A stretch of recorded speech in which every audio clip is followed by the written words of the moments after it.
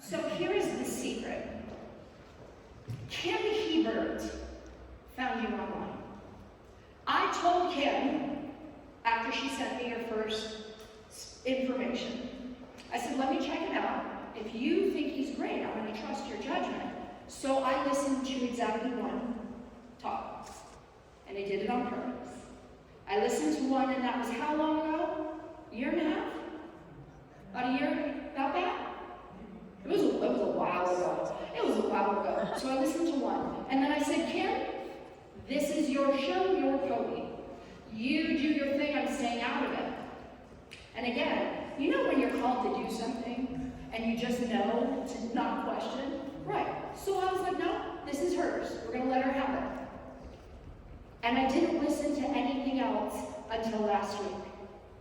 Last Sunday, when I commented on your video, and I found out that we were talking about exactly the same thing at exactly the same time. That was cool. So I butted out of the business. Y'all who have been here, you know, I've been telling you this for 3 weeks. I've spoken about this. You've got to trust, right? Right? You get on the roller coaster, you don't try and get off the roller coaster, you just ride the ride, right? I did that, and look what happened. The light came. I got out of the way, and here we are in this perfect synchronicity. So it is without further ado, and with great pleasure that I introduce Reverend Bill McDonald with his wonderfully synchronistic message.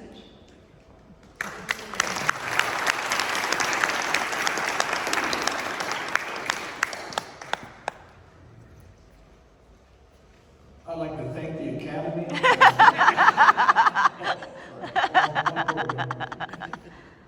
First off, thank you for inviting me here. I was not surprised because a part of me knew I was supposed to be here. And it's not how many people were going to be here, but it was who was going to be here. And I want to thank those people that have followed me here from distances. Much appreciation.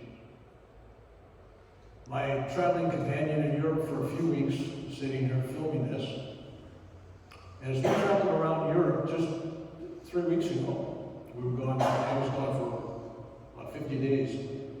Everywhere we went, no matter where it was at, Germany, Czech Republic, Switzerland, England, all over, we encountered the same thing. This world is so hungry for a spiritual, loving message. Hope. What's making this world sick is fear. Between the newspapers, politicians, and religion, flaunting fearful messages, we're now living in a society where everybody has an enemy. Everybody's afraid of somebody else. Politics and religion are dividing people. I was invited to speak in many churches over the years.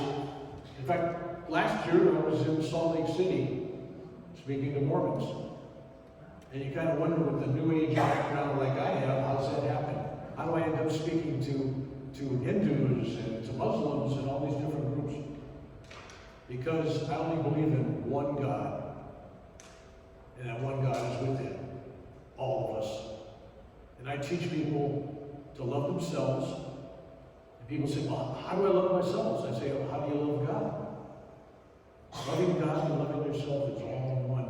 It's the same. But we have a society out here where people don't love themselves. They truly don't love themselves. They haven't forgiven themselves. They don't appreciate all the gifts they've been given in life. And when I talk to people, and there's some courageous people, one of you sitting in the front row that I've listened to her life story and I'm going, wow, she's had more courage than I have. Everybody's got a story. Everybody's been through things.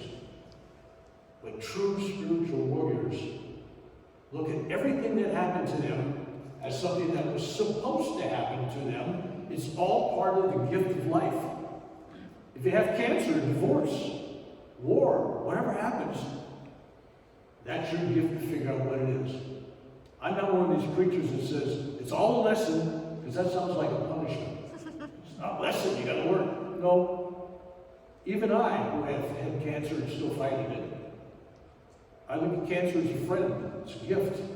It's taught me so much.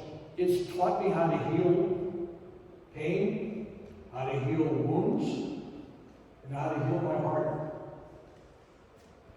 And that's what I've been taking out around the world.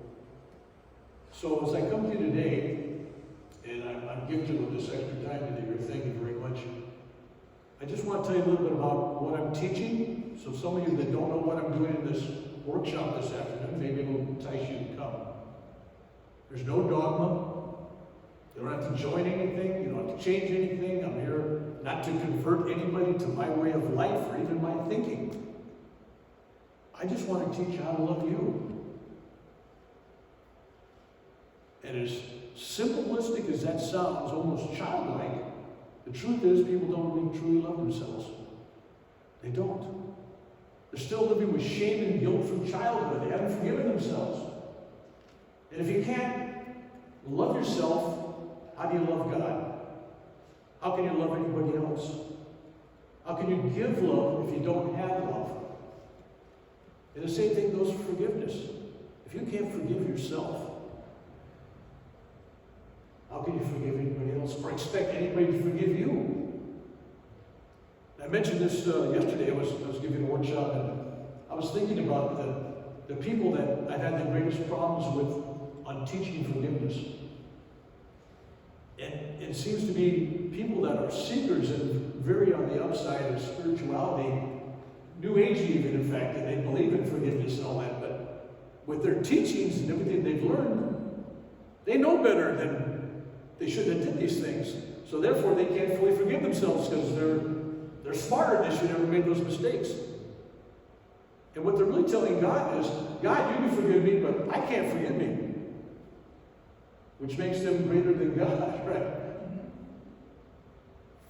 If you can't forgive yourself, you're at a dead stop on this upward journey to spirituality, to enlightenment, to self-enlightenment.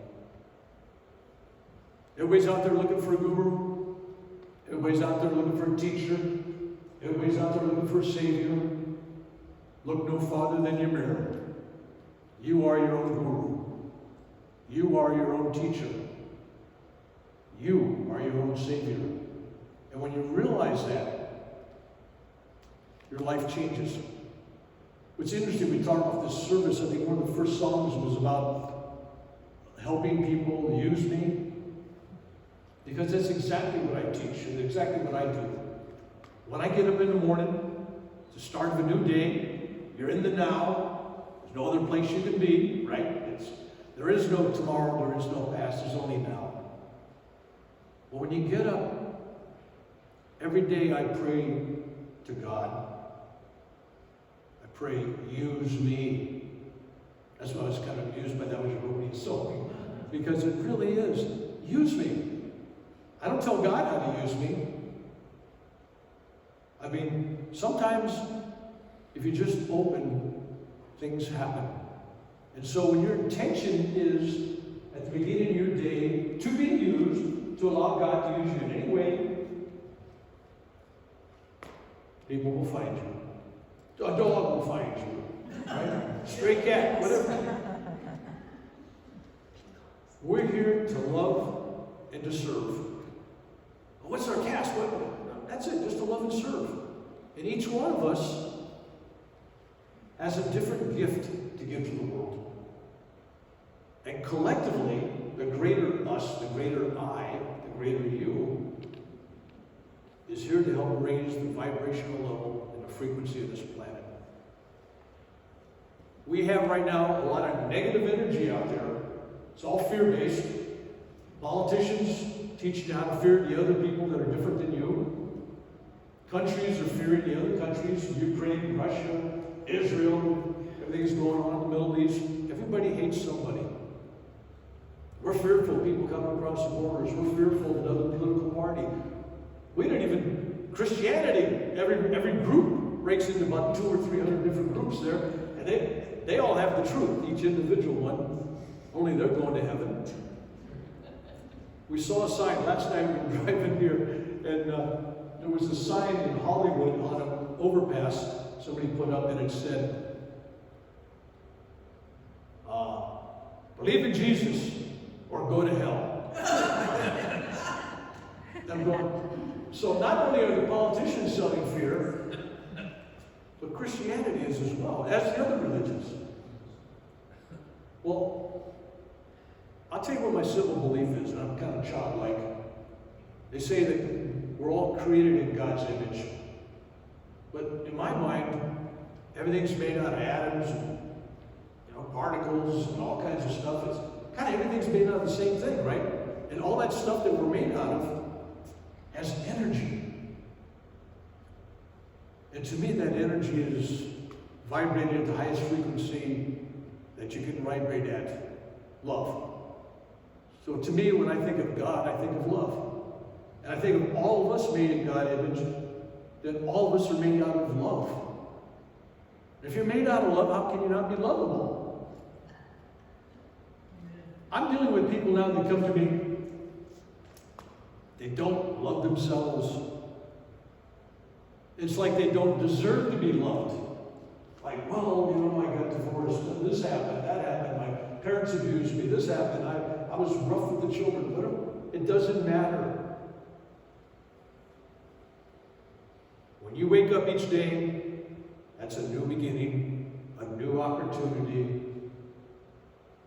It's truly being reborn. If you choose to be reborn every day, that means you choose to be different than you were yesterday. You bury that old you, kill it. Be the new you tomorrow. Even if you fail, just the effort of being better every day is a cumulative effect.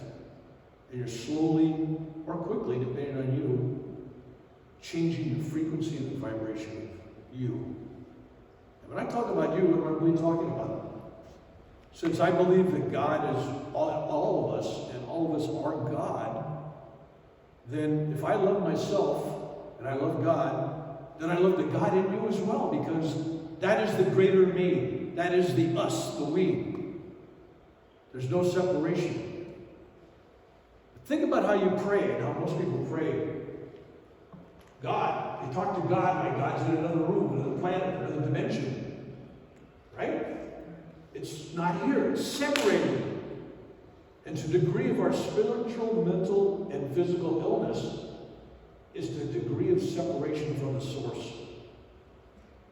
So when you embrace yourself as God, and you respectfully embrace everybody else as God, including your enemies, whoever they may choose to be, and you see them as God, then you can follow the scripture where it says, love thy enemy. How can you do that if you hate them? How can they be an enemy? You're hating them. The farther you separate yourself from the source, the greater your illness. And that's what we're going to be doing in the workshop today. We're looking at this thing as a collective healing of not just the body, which we have all kinds of examples over the last couple of years of success, but also the mind, but more importantly, the spirit. The body, breaking the news to you, we're all not going to live 100 years from now, nobody will remember us. Right? We're gone. Every one of us is dying. But the spirit, the consciousness, that part of you that resonates as the one with God, that's going to continue forever. So if you spend all your time taking care of the body, and as those of us that get older, realize that it takes more maintenance as you get older. Eventually, no matter how healthy you are, you're going to leave. The body's going to be not working anymore. How did he die? Well, he was a vegetarian. He was into health stuff. He went to the gym every day. But he died. Why did he die? Natural causes. Wow. If disease doesn't get you, natural causes will take you. Wow. How do you win? It's stacked against you. There's no way to win. You don't get out of here alive. Except for Elvis. We talked about that the other day. I just saw him on the freeway the other day, picking up garbage. Anyway, so when you come to the workshop, hopefully, or if you don't come to the workshop, I'll give you some advice that works. You are as ill or as well as you believe you are. Hold that thought. When somebody asks you how you are, how are you? You know, people, I've done this, I made this mistake to ask a few older women once upon a time, how you feel? How you? Oh man, my arthritis, and I got corns, and I got this, and 20 minutes later when they get through with their menu of items that are wrong with them, like, wow.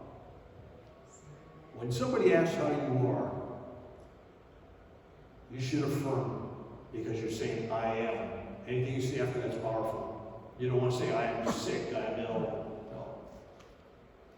I'm wonderful. I'm great. I'm healthy. I'm feeling good. I've said that even coming out of open heart surgery, or before going in. You're affirming the positive.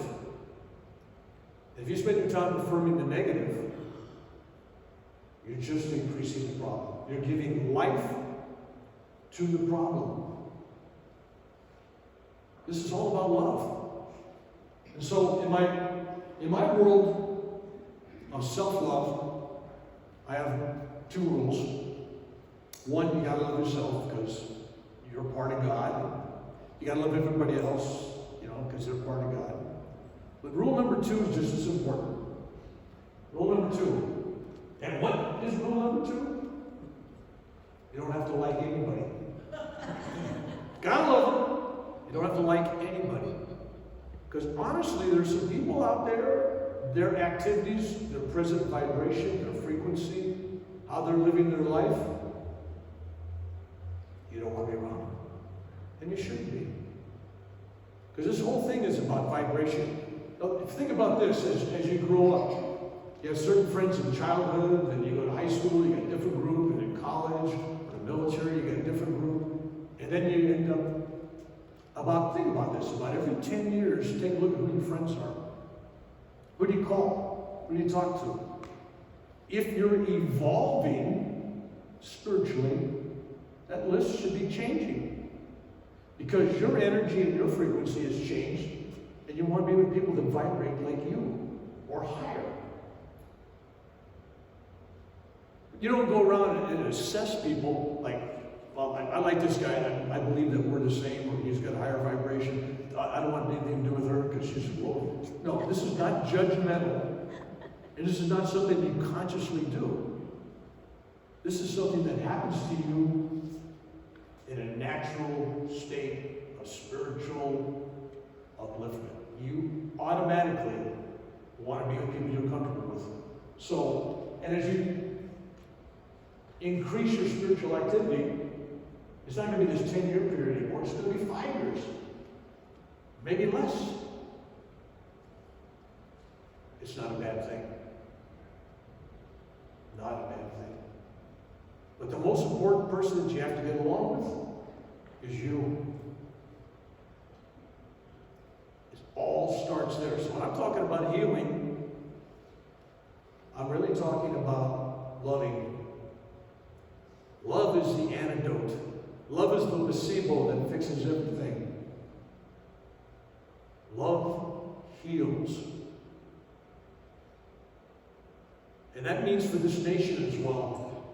Let's get real. Let's talk about this for just a second. I wrote this yesterday in a conversation. I thought it was a good thing to share. Because each of us is getting outraged by what somebody in politics is doing.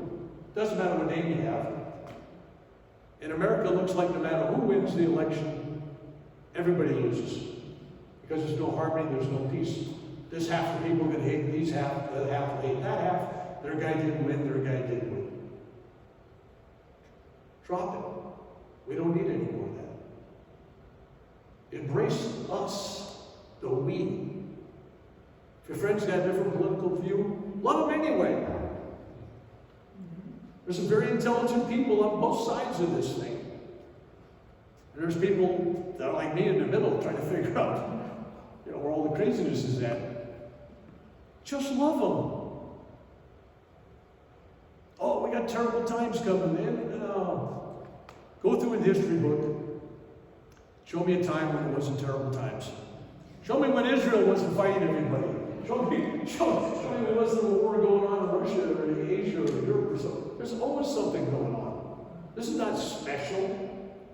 In fact, in my lifetime, I was born in 1946. I was in the womb when the atomic bomb was dropped. And I'm thinking, we've gone from dropping atomic bombs on human beings to having that weapon worldwide in many hands, many nations, and nobody's used it as a weapon. Why? Why? With all that hate and anger out there, we've stopped World War III many times. It's because of divine intervention with high-frequency people in the world. Think about this. You got a bunch of people out there, low vibrations, hate, anger, fear. All it takes is a small group. You can come up with, I've heard 5%, 1%, 10%. It doesn't, it's a small number, percentage of people. If they raise their frequency of love, it changes the frequency of the world more than the low frequency people. The people with the low frequencies, they get all the attention, all the media, all the coverage, all the news. Nobody does a news story about some nice guy. This guy woke up today and he's just nice to everybody. That's not news. Somebody goes into school and shoots 20 people. That's news all day long. I'm asking each of you, change yourself. Change you. And you will change others. And it's not the way you think. Just by changing yourself, you change your attitude and what happens to you and what the other person's doing. That changes the relationship. Changing yourself will eventually, at some level of degree, change people around you. But you can't measure those. And you can't say, I'm going to change this person, I'm going to work on my son or daughter, I'm going to work on my spouse. It doesn't work that way. You work on you. And I say this because when I was a young man, 18 years old, and I was living in Hawaii, in case you weren't aware, I'm wearing this Hawaiian shirt, honoring a bunch of kahunas there. I went to this kahuna, and he told me, he goes, Bill, he says, would you like to learn how to heal? I said, yeah, okay, fine. It surfs up, but okay, I'll listen. So I got a notebook out. This is 1964, and he goes, okay, you want to heal people? He says, I'll listen to this really carefully. I said, okay. He says, first thing you got to do is you got to love yourself. I'm going, okay, fine. I put my notebook away. I'm thinking, this is going nowhere. I'm thinking surfing, you know. And he says, even more so, you got to forgive yourself.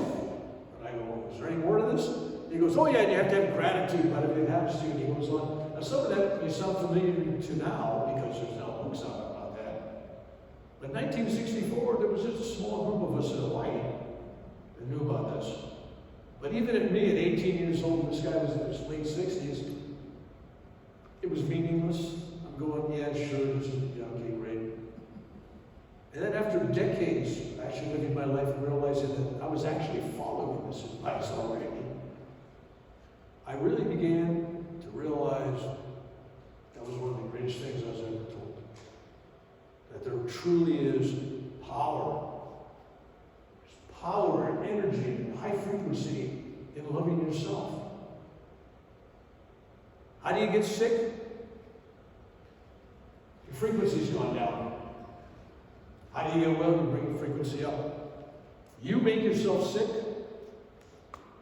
and you have the power to make yourself well. And so when I've been teaching these things, it was interesting because I teach people, you're your own healer. This is all about believing and buying in and all that. And you were with me in, what was it, Bavaria, right? In Bavaria, we had a 3-day retreat.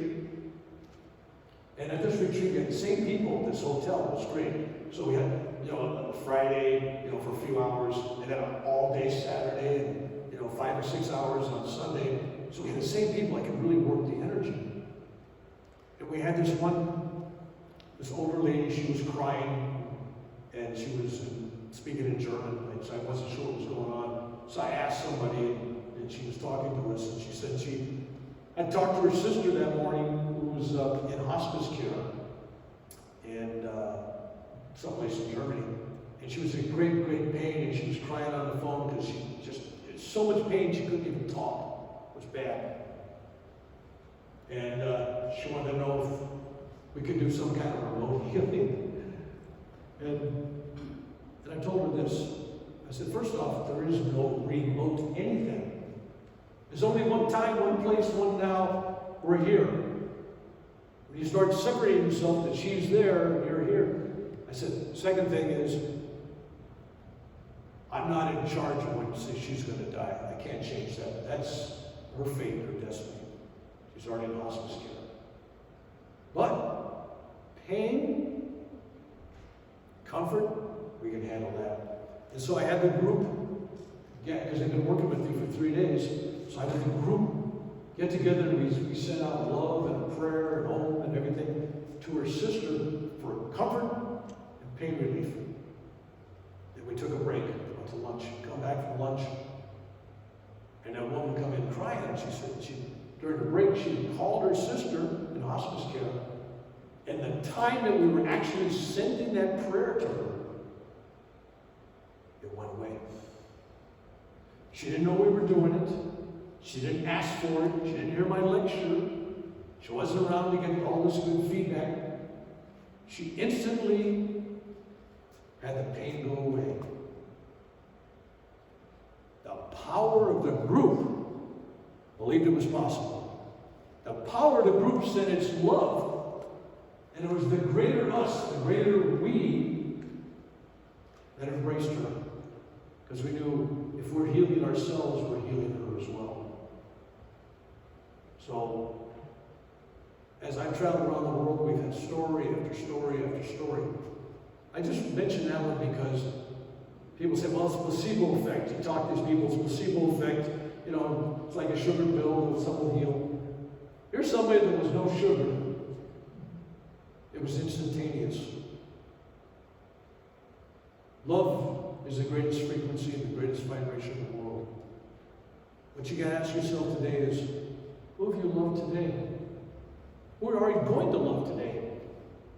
And when you die, it really won't make any difference who loved you, because that's based on what they got out of you. If you're famous, your children can love you very much if you only give them candy and they don't eat vegetables and you don't take their drugs away. They're happy. They love you. But if you dare take away their drugs and kick them out of the house because they've done all kinds of things, well, you did that because out of love, but they hate you.